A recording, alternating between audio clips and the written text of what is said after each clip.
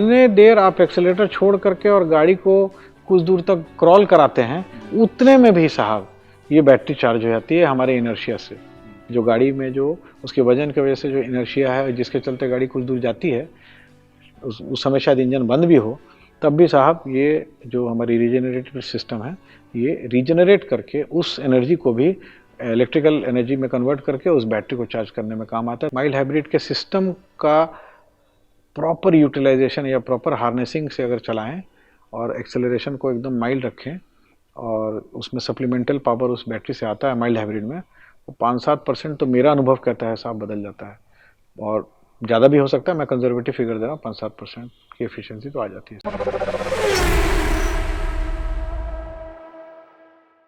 Heads up auto में आपका बहुत बहुत स्वागत है। मैं हूं शक्ति प्रकाश।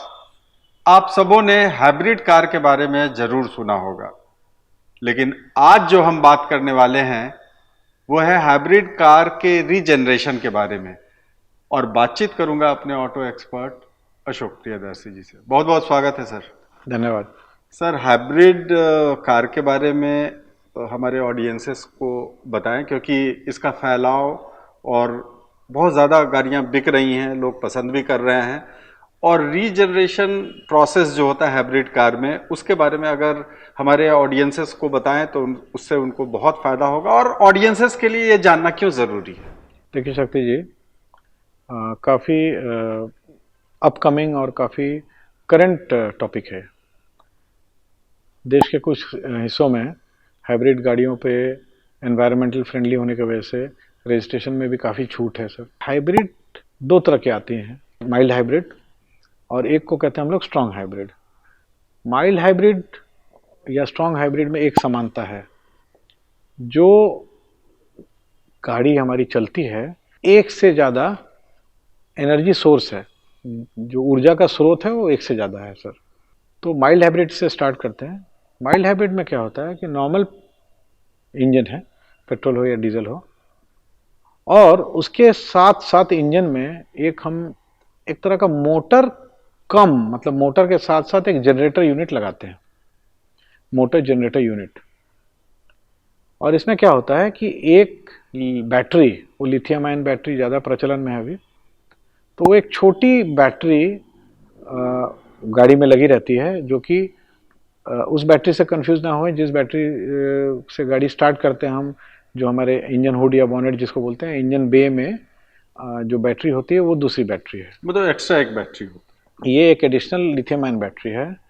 और माइल्ड हाइब्रिड गाड़ियों में ये बैटरी क्या करती है कि इंजन से जो लगा हुआ मोटर है उसको कुछ एनर्जी देती है, और वो मोटर कुछ सप्लीमेंटल एडिशनल पावर इंजन को देता है। इससे इंजन पे लोड थोड़ा कम हो जाता है और इसके चलते परफॉर्मेंस भी इंप्रूव कर जाती है और एफिशिएंसी भी इंप्रूव कर जाती है। तो ये है माइल्ड हाइब्रिड। अब आते हैं सर हम लोग फुल हाइब्रिड पे।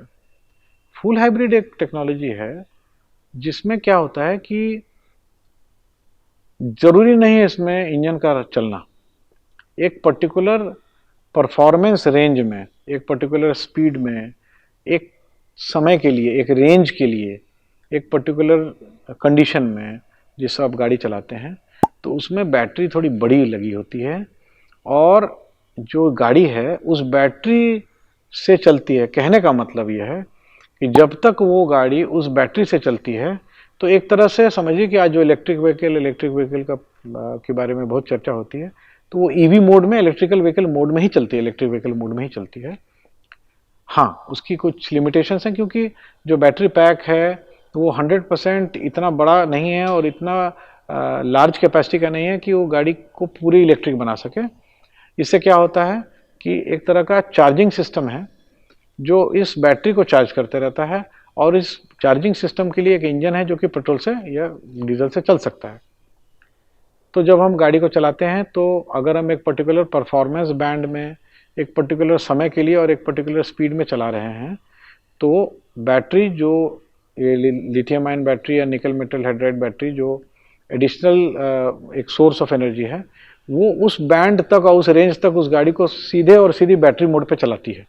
और फिर जैसे रेंज एंग्जाइटी या इलेक्ट्रिक कार्स में होता है ना कि पता नहीं कब मेरी गाड़ी कितने चलेगी, या एंग्जाइटी है जिसको हम लोग चार्ज एंग्जाइटी, रेंज एंग्जाइटी, कुछ भी बोल सकते हैं। जी। तो फुल हाइब्रिड गाड़ी में एक बहुत बड़ा बेनिफिट होता है कि इसमें एंग्जाइटी नहीं होती, क्योंकि जितने देर चली बैटरी पे चली ईवी मोड में, और उसके बाद फिर जैसे ही लगा कि वो कम होने लगी तो ऑटोमेटिकली इंजन स्टार्ट हो जाता है और इंजन जो है वो गाड़ी को चलाने लगता है, क्योंकि थ्योरेटिकली इंजन के साथ एक जनरेटर यूनिट होता है।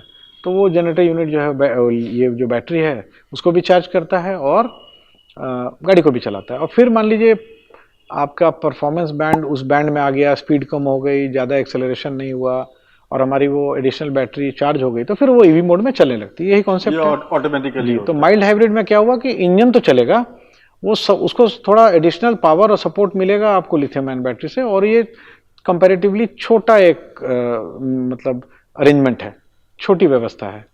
फुल हाइब्रिड में बड़ी बैटरी, इंजन का टेक्नोलॉजी डिफरेंट, ट्रांसमिशन का सिस्टम डिफरेंट, और एक पर्टिकुलर परफॉर्मेंस बैंड में पूरी तरह से बैटरी पे भी चलती है। अब आता है आज का टॉपिक, वो ये है कि अब तो बातें सिर्फ एफिशिएंसी की हो रही है।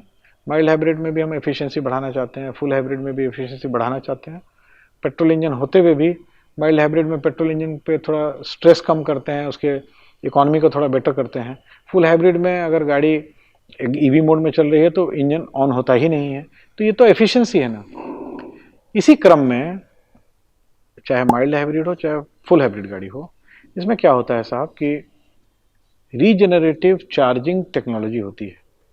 इसमें क्या होता है शक्ति जी कि जैसे मान लीजिए कि आप पर्टिकुलर एक स्पीड में या 50, 60, 70 किलोमीटर के स्पीड में जा रहे हैं या 50 की स्पीड में जा रहे हैं, और आगे आपने देखा कि गाड़ियां जो है हमको गति को धीमे करने की आवश्यकता है, आगे में ट्रैफिक है, टोल है या जो भी है, तो आप क्या करते हैं, वहां पे तो जाके एक्सेलरेटर छोड़ते नहीं है, थोड़ा दूर पहले से आप एक्सेलरेटर को छोड़ देते हैं।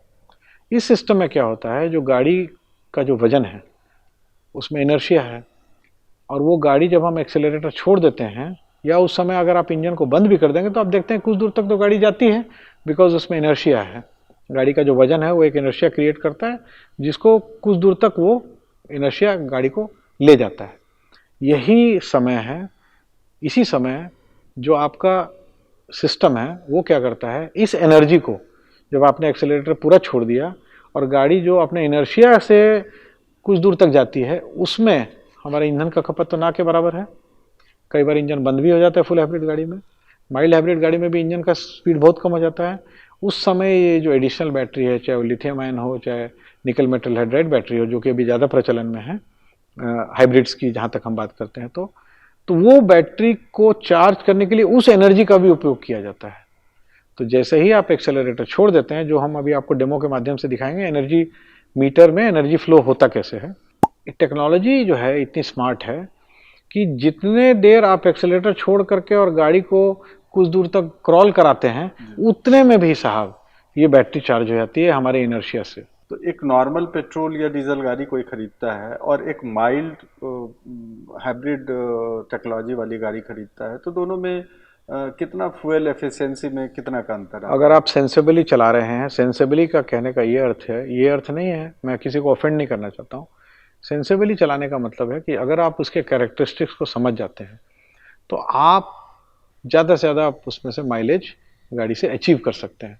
तो होता क्या है, मेरा अपना एक बहुत वेग अपने अनुभव से बोल रहा हूँ, कोई इसका कोई फिगर्स का कोई कोरोबरेशन या मैं कोई कंफर्मेशन नहीं दे रहा हूँ, बट मेरा अनुभव, क्योंकि मैं भी एक माइल्ड हाइब्रिड गाड़ी डे टू डे काफ़ी चलाता हूँ, तो मैंने देखा है शक्ति जी कि 5-7% का फ़र्क आ जाता है, और ज़्यादा भी हो सकता है, मैं कंजर्वेटिव फिगर दे रहा हूँ, 5-7% की एफिशिएंसी तो आ जाती है साहब। तो ये तो बहुत एक तरह से कहें तो बहुत बेनिफिट होता है अगर माइल्ड। इसको नज़रअंदाज नहीं किया जा सकता है सर, ये माइल्ड हाइब्रिड हो या फुल हाइब्रिड हो, इस टेक्नोलॉजी को नज़रअंदाज नहीं किया जा सकता है। अशोक जी, जैसा हेड्स अप ऑटो हमेशा करता है, तो मैं चाहूँगा कि डेमो के ज़रिए हमारे ऑडियंसेस को विस्तार से बताएं।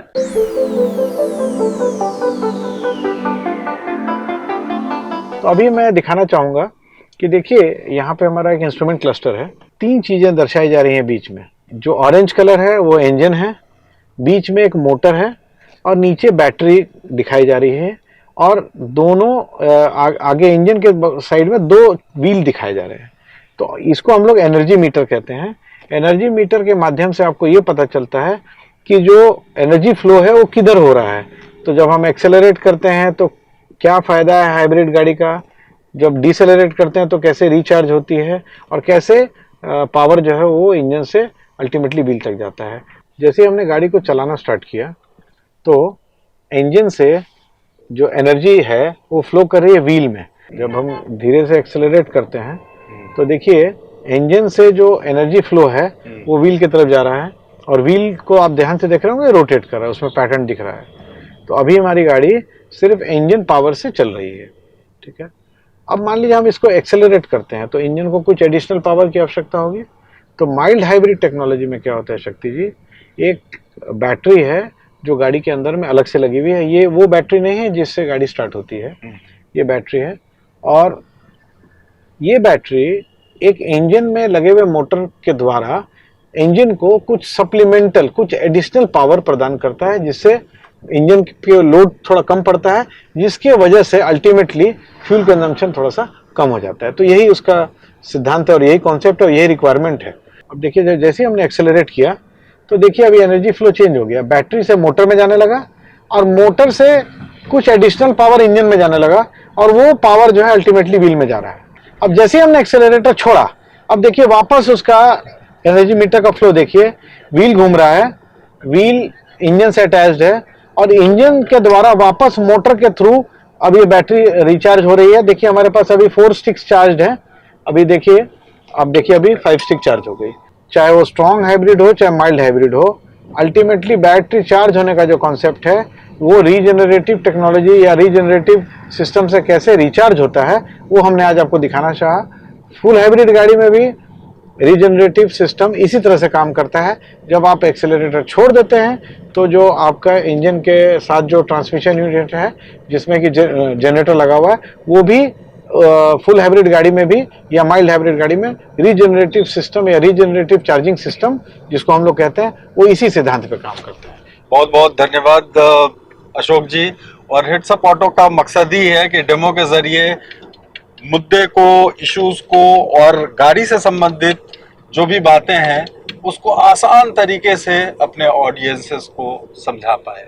हिट्स अप ऑटो को अगर अब तक आपने सब्सक्राइब नहीं किया है तो जरूर से सब्सक्राइब कर लें और हमारे फेसबुक और इंस्टाग्राम को भी फॉलो करें। तब तक दीजिए शक्ति प्रकाश को इजाजत। बहुत बहुत धन्यवाद।